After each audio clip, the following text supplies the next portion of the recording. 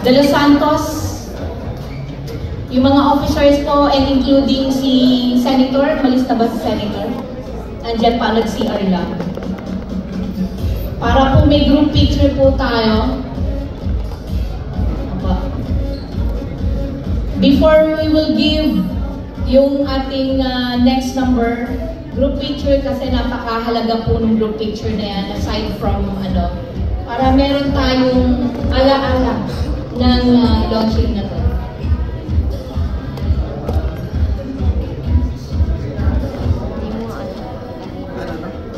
Nagpirma pala siya? Meron na kuha kanina. Nagpirma ulit siya? Oo, dahil doon sa video na yun. Senator? May kuha rin naman ako photo. Okay, group picture po.